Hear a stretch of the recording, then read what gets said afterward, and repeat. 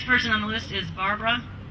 My friend Barbara has inoperable kidney cancer.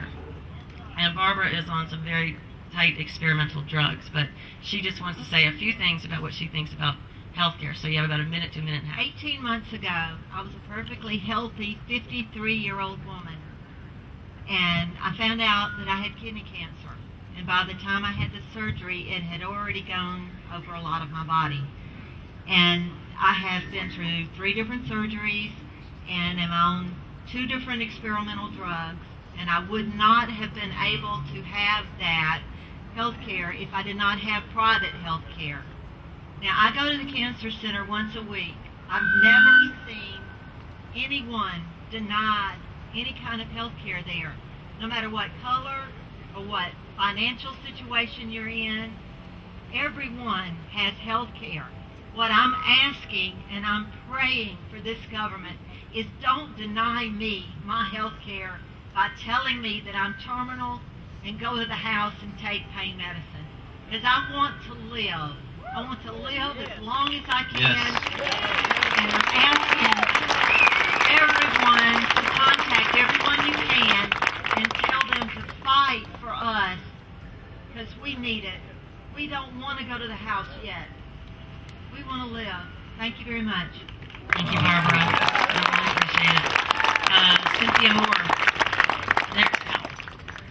I just want to start off by saying thank you, everybody who showed up here today. Thank you from the bottom of my heart. Whether you agree with me, whether you don't agree with me, whether you agree with healthcare or not, I think it's wonderful that everybody actually came out today.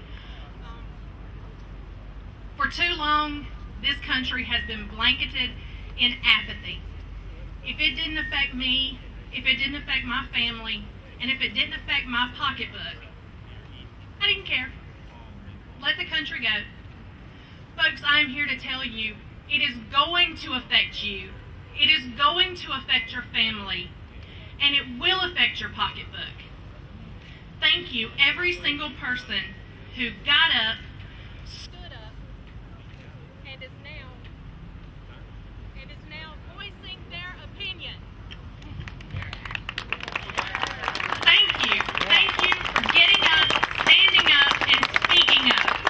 God bless you, every single one. Thank you, Cynthia. Marsha Chambliss is next. First, I'm just a small business owner.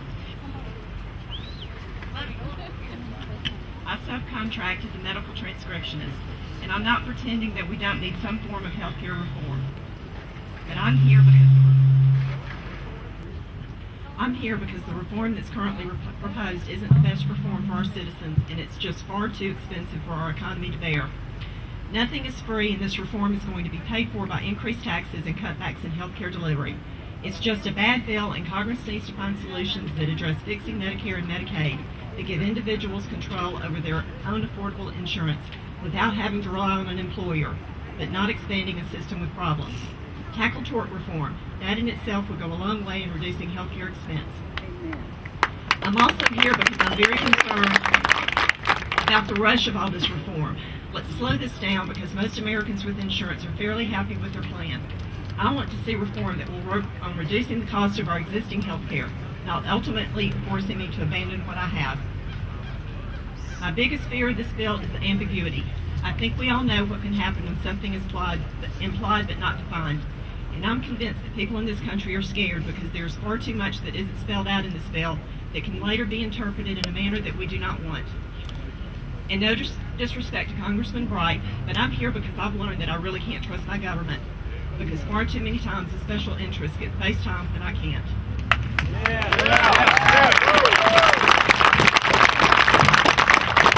I just believe that there are better free market approaches to healthcare reform than a massive government takeover that will eventually strangle competition and include a government bureaucrat in my healthcare decisions.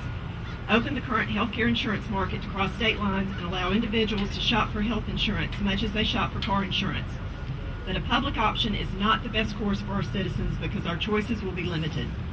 Bloated government is already a huge problem for our seniors with Medicare and our veterans with the VA system.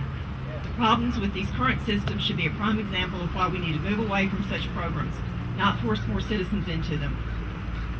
More government is not the answer to healthcare reform, but honest and open debate can lead us to good reform. Finally, I'm tired of being accused of fear-mongering or being a racist because I simply don't agree with the policies of this administration. Not agreeing with the policies that erode our freedom does not make me a racist. In the words of Thomas Jefferson, all tyranny needs to gain a foothold is for people of good conscience to remain silent. Thank you.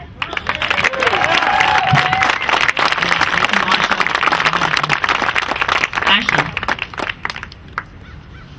Having to do with the health care bill.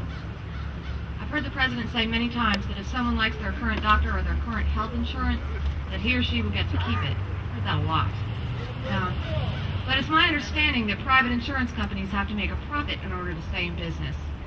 They must not only be competitive, but also make a profit. Government insurance, well, they would not have to make a profit, would they? In fact, they could even run at a loss, as some other government agencies that I know of do. So I'm wondering if you can explain to me how any private insurance company can survive when they're having to compete with a government agency which does not have to make a profit. That's my question.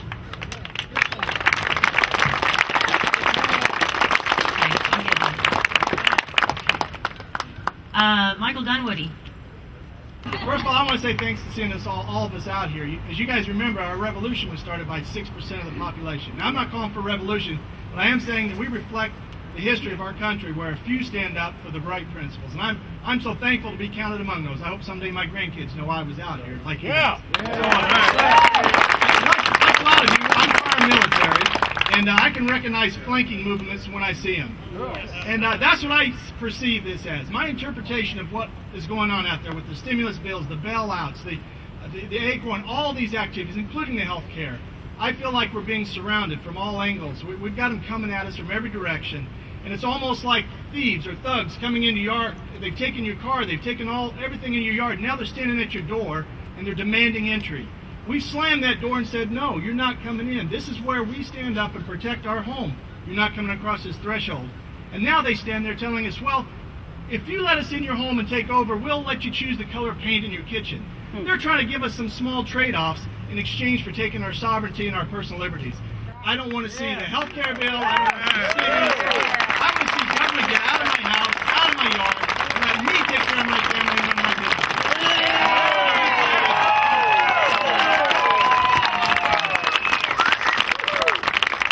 Ditto. Byron Butler. Byron is my 87-year-old friend, World War II vet, Navy, railroad man, served this country. I'm not finished. I'm going to tell you how to stand, too, so hold it just like they were. All right. Maybe I can make it work. 67 years ago, I took an oath to protect this country, both foreign and domestic. And I did the best I could. I was lucky enough to come home. A lot of my buddies didn't make it. And Bobby Bright took an oath when he was sworn in the same way. And if he can't live up to it, well, let's get rid of him next year. I can tell you something else.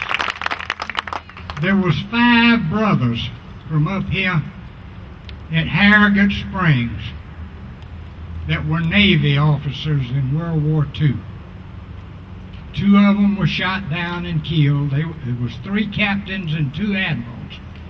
And John Cromlin, one of the admirals, predicted all of this coming along. And that's all I've got to say. Byron, I love you.